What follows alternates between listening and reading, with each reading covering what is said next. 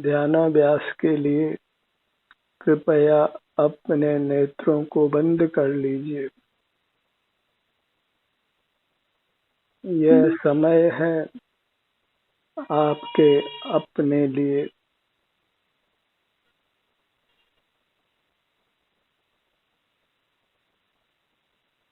अपना मुख अपनी ओर कीजिए। इतने मात्र से आप सुख का अनुभव करते हैं, क्योंकि आप सुख के बने हुए हैं। सिर से पांव तक ये आप हैं, आनंद मूर्ति। इससे युक्त रहना है और सदा सुखी रहना है।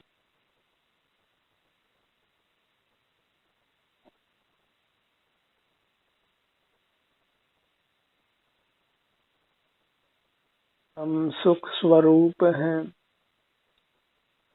सुख के लिए परतंत्र होने की आवश्यकता नहीं है।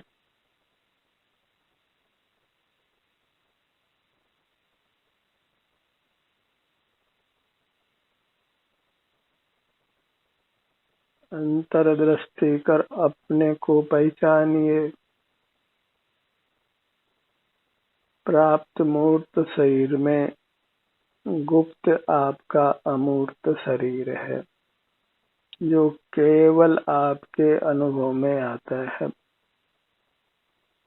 जो अन्य को गोचर नहीं है, अन्य के द्वारा जाना नहीं जाता है, अन्य के अनुभव में नहीं आता है। यह आपकी अत्यंत गुप्त निधि है और इसको गुप्त रहकर भोगिए।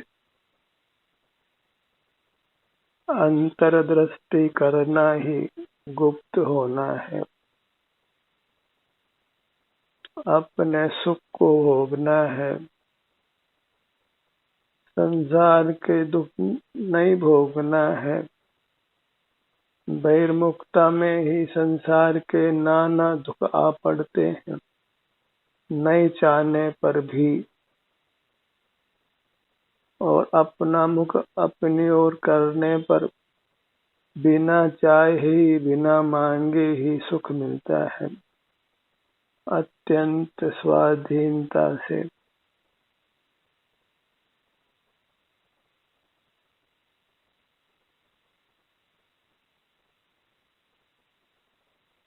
एक शरीर जो इंद्रिय गोचर है, मूर्त है, वह हमारे अमूर्त शरीर में मिला है और हमें इस बंधन से मुक्त होना है और उसके लिए हमें यहीं पर ठहरना है।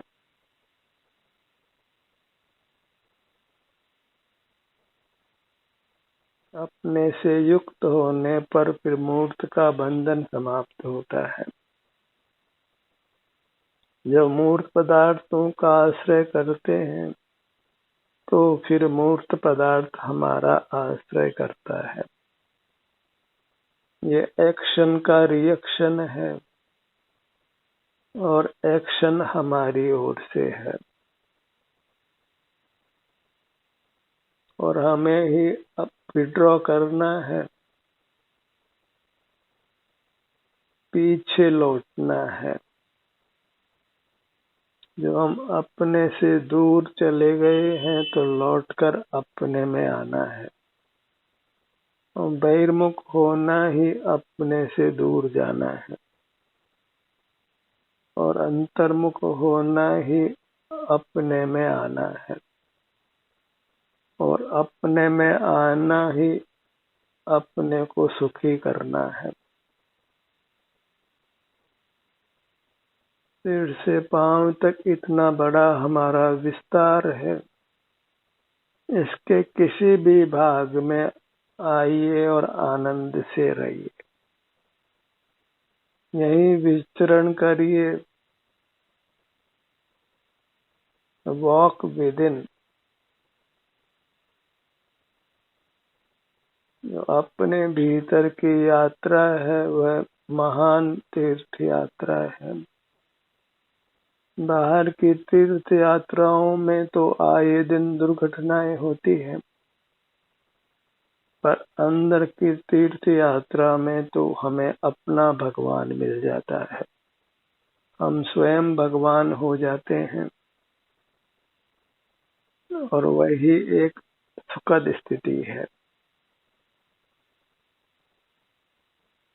जीव लोक का एक सर्वोत्तम पदार्थ है, उसको अपनी महानता का होश नहीं है और जड़ पदार्थों में सुख ढूंढता है।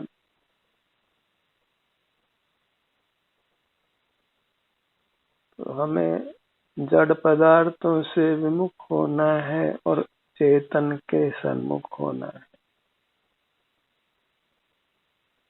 और अपना चेतन पदार्थ ही हमारे अनुभव में आता है, अमूर्त होने पर भी।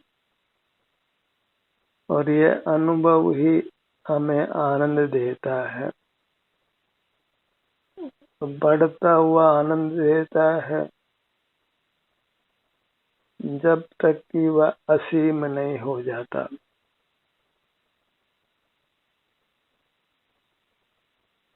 उस असीम सुख को पाने का संकल्प कीजिए। जहाँ किंचित भी दुख नहीं है, बस इसके लिए हमें अपना ही अवलंबन लेना है। आप ही आनंद रूप परमात्मा है, परमेश्वर है। भगवान को मंदिरों में, तीर्थों में नहीं ढूंढना है, क्योंकि ढूंढने वाला स्वयं भगवान है। सुख को बाहर जड़ पदार्थों में नहीं ढूंढना है, क्योंकि ढूंढने वाला स्वयं सुखवान है।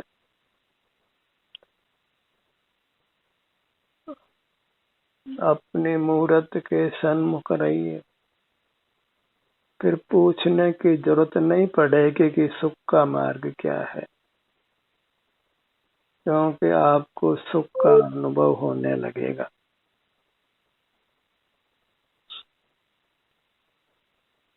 सुख की खोज समाप्त होगी और सुख का साक्षात अनुभव होगा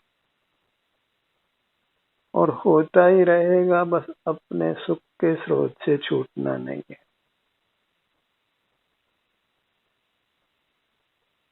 अपने सन्मुख रहने का संस्कार डालिए, आदत डालिए। आदत अपनी बदल लो, हो गया भजन। किसी कल्पित परमात्मा की भक्ति वह भजन नहीं है।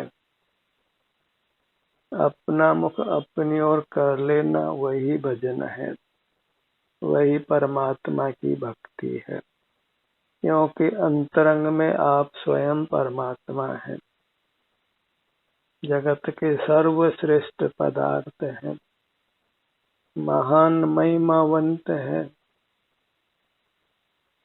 जिसकी महानता अक्षय है, अनंत है,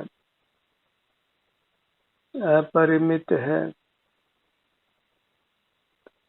क्षेत्र से सीमा सहित होने पर भी भाव से, आनंद से असीम है।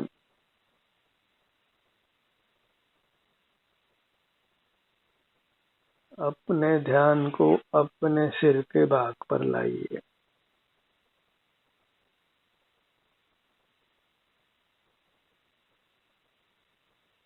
मध्य में अपने पेट के भाग पर लाइए।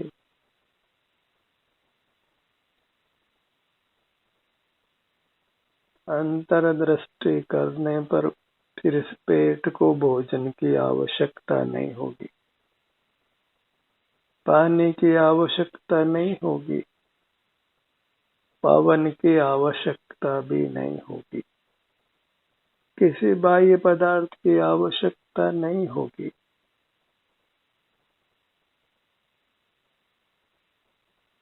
अपने ध्यान को अपने पैरों पर लाइए।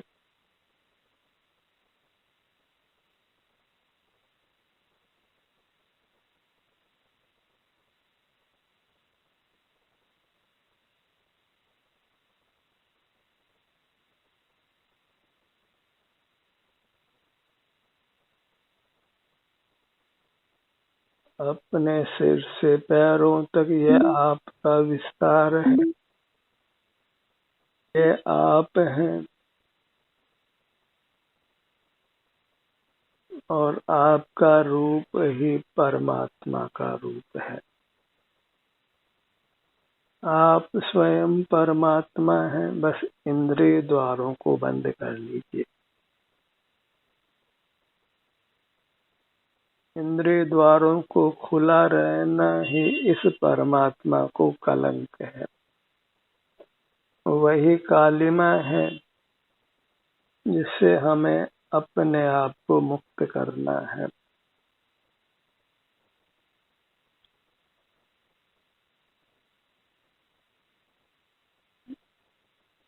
भले ही हमें इंद्रियां मिली हैं, पर वे अपनी नहीं है, कथन मात्र अपने को मिली है। इनके निमित्त से इंद्रिय ज्ञान होता है, इंद्रिय सुख होता है और हम इनका उपयोग करने लगते हैं और इस प्रकार मूर्त इंद्रियों के पराधीन हो रही है। और मूर्त इंद्रियां तो निश्चित ही मरण होने पर छूट जाती हैं। तो इन इंद्रियों का विश्वास मत करिए, इनको उपयोग में लेना बंद करिए और इसी में यत्न लगता है। यही पुरुषार्थ करना है। अपना एहसास करने के लिए इंद्रियों की आवश्यकता नहीं है, सुख भोगने के लिए इंद्रियों की आवश्यकता नहीं है, स्वाधीन होने के लिए इंद्रियों की आवश्यकता नहीं है, किसी की भी आवश्यकता नहीं है। कहे जाने वाले देव शास्त्र गुरु की भी आवश्यकता नहीं है। स्वयं को बस अंतर्मुख रहने की आवश्यकता है।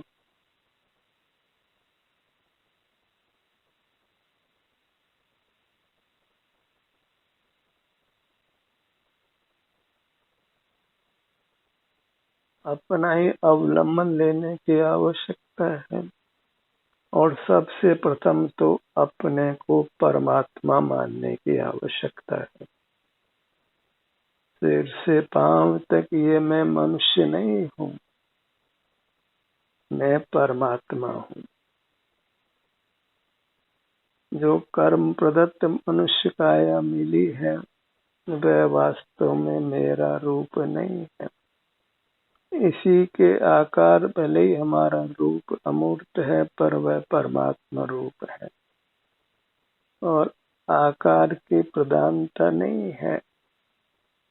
आकार आनंद का बना हुआ है, ये महत्वपूर्ण है। ऐसा आकार तो इस हाड़ मास की काया का भी है।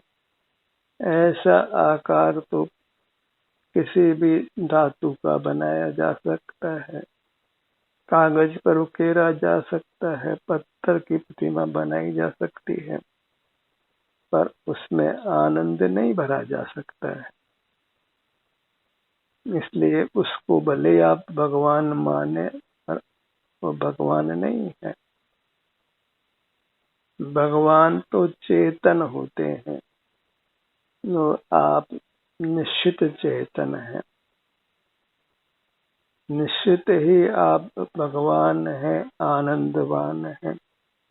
अपना गौरव ग्रहण कर अपने सन्मुख रहिए और अपने सन्मुख रहने मात्र से आनंद का अनुभव होता है।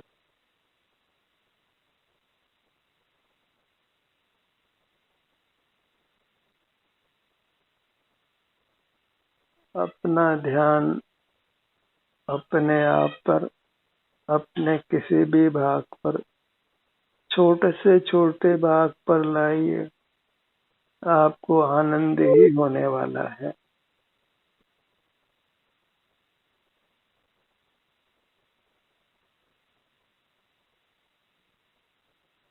अपने दाहिने हाथ की छोटी अंगुली पर अपने ध्यान को लाइए।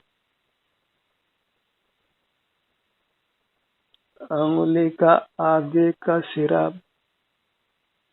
या सुई की नोक जितने स्थान पर आने पर भी आपको आनंद का ही अनुभव होगा। सुई की नोक जितने स्थान पर सुई को चुभाने पर जैसे पीड़ा होती है, वो ये बताती है कि इसका दूसरा पहलू यहाँ आनंद है। सर्वांग में जैसे पीड़ा होती है, ऐसे ही सर्वांग से जुड़ने पर सर्वांग में आनंद होता है। इससे विमुख होने से पीड़ा का कारण होता है, रसी के सन्मुख होने से आनंद होता है। जब अपने से विमुख होते हैं तो अपने में हम वैक्यूम क्रिएट करते हैं और कर्म अपने भीतर आ जाता है और उससे हमारी शुद्धता, हमारा सुख नष्ट होता है। इसलिए अपने में वैक्यूम क्रिएट मत करिए, अपने पर कृपा करिए, दया करिए, अपने में रिकान मत छोड़िए, क्योंकि रिक्त स्थान छोड़ते ही इसमें दुख आएगा। जैसे रेलगाड़ी में रिजर्वेशन हो लेकिन हम अपनी सीट पर नहीं जाते हैं तो वह सीट दूसरे को अलॉट हो जाती है। ऐसे ही सिर से पांव तक ये मूर्त हमको मिली है रहने के लिए,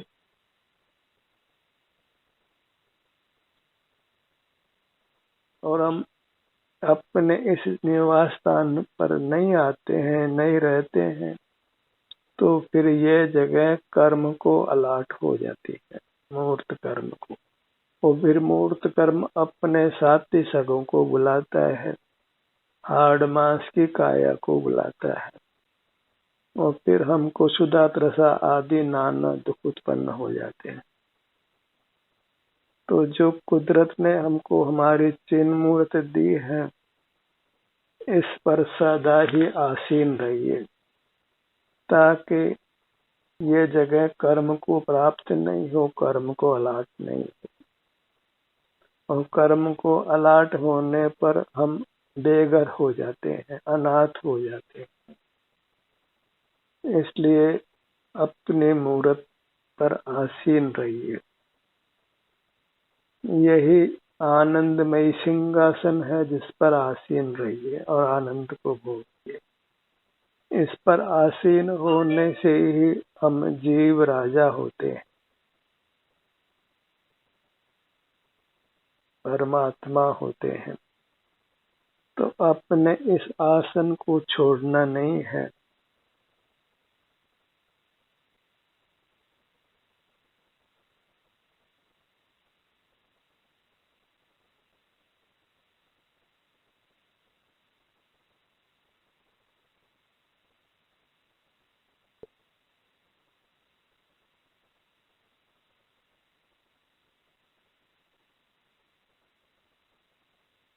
अपने ध्यान को अपने मुखमंडल पर लाइए।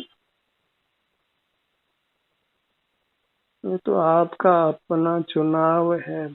अपने घर में, अपनी अमूर्त काया में आप कहीं भी रहिए, आप इसके स्वामी हैं,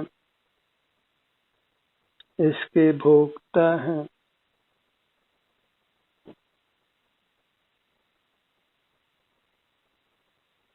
निसर्ग से ही आपको ये आनंद मूर्ति प्राप्त है, या कहो तो ये आप स्वयं ही है, आनंद के बने हुए।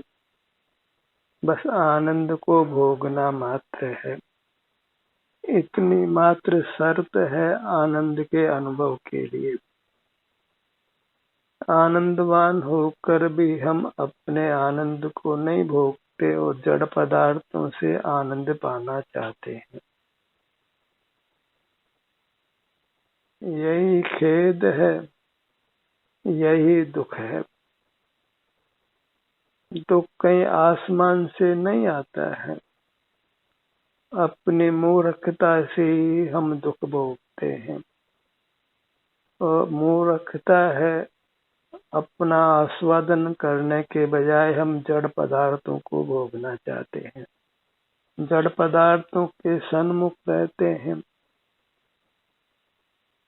अपने ही सन्मुख नहीं रहते, स्वयं ही पराधीन होते हैं, पर पदार्थों के सेवन की आदत डाल लेते हैं, फिर उनके अधीन होते हैं, बार बार उन पर पदार्थों की, मूर्त पदार्थों की फिर हमको आवश्यकता उत्पन्न होती है।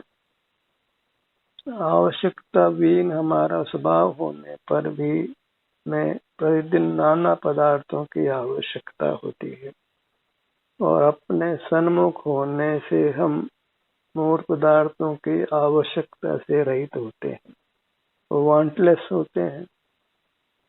और वांटलेस होना ही परमात्मा होना है। परमात्मा को किसी पर पदार्थ की आवश्यकता नहीं है, किसी पर पदार्थ का सेवन नहीं करते। पर पदार्थ को देखने जानने की उनको आवश्यकता ही नहीं होती है, क्योंकि वे सदा ही अपने से सुखी रहते हैं। जो कहीं सुख में कमी महसूस करता है, वही सुख के लिए पर पदार्थों को देखना जानना चाहता है। और अगर स्वयं ही सुख हो तो फिर कोई पर पदार्थों को देखना नहीं चाहेगा, और अंतर में आने पर अपना मुख अपनी ओर करने पर हम स्वयं ही सुख होते हैं। अपने सुख निधि के सन्मुख होकर हम सुख होते हैं। भीतर सुख के बने होने पर भी सुख अनुभव में तभी आता है जब हम भीतर आते हैं, भीतर ठहरते हैं। अपने सन्मुख रहना ही भीतर आना है। अपना विस्तार ही हमारे लिए महत्वपूर्ण है, और इस विस्तार में जैसी भी संवेदना हमें प्राप्त होती है, बस उसको पाकर संतुष्ट रहेंगे तो आप पूर्ण सुख पा लेंगे, परमात्मा हो जाएंगे। कर्म के संबंध से यदि वेदना भी है तो अनुभव करने से उस वेदना से आप स्थायी रूप से मुक्त होंगे। पेन किलर तो आपको थोड़े समय के लिए दर्द से मुक्त करता है, पर अपनी अंतर्दृष्टि आपको दर्द से अनंत काल के लिए मुक्त करती है। और अंतर्दृष्टि को कहीं बाहर से लाना नहीं पड़ता है, वह हमें प्राप्त है। सिर से पांव तक हमको हमारी मूर्त का हर भाग, हर अंग अनुभव में आता है। एक छोटे से बच्चे को भी पूछें कि आंख बंद करो और बताओ तुम्हारे हाथ कहाँ हैं, तुम्हारे कान कहाँ हैं, तुम्हारे नेत्र कहाँ हैं, तुम्हारा सिर कहाँ है, तुम्हारा पेट कहाँ है, तो वह सब तत्काल ही बता सकता है, बताएगा। और तुम्हारे हाथों में दर्द है या नहीं है, इसको बताने के लिए उसको किसी पुस्तक को नहीं पढ़ना पड़ता है, वह तत्काल ही बताएगा कि हाथ में दर्द है या नहीं। इस प्रकार सब जीवों को अपना विस्तार, अपने स्वास्थ्य की दशा सुगमता से अनुभव में आती है, और ये अनुभव करते हुए हम रहते हैं तो फिर हम परमात्मा बन जाते हैं, अविनाशी उत्तम सुख को पा लेते हैं।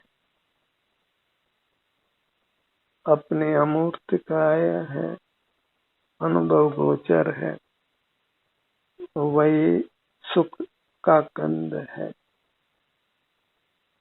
तो अपने शरीर से जो अमूर्त है उससे युक्त होना माने सुख से ही युक्त होना।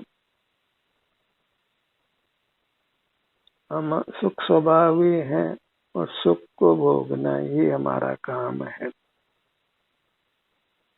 और अपने सन्मुख रहते हैं तो फिर सुख को ही भोगते हैं।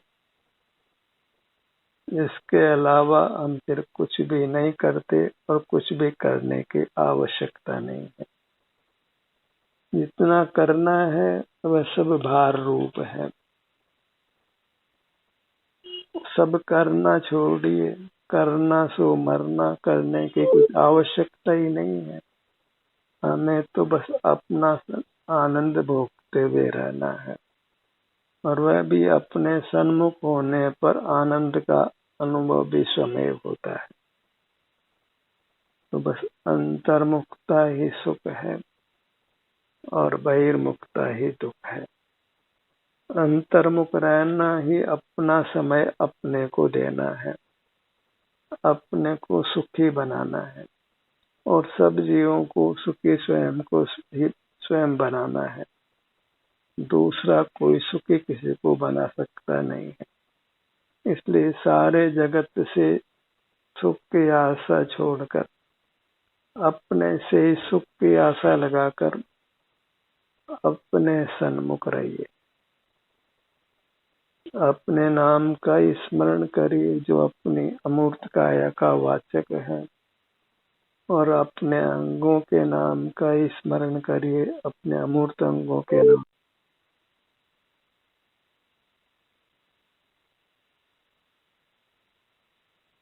अपने काया और अपने अंगों पर आकर सदा सुख शांति को भोगते हुए रहिए। ध्यान का ये सत्र यही समाप्त होता है। आपकी सहभागिता के लिए अत्यंत धन्यवाद।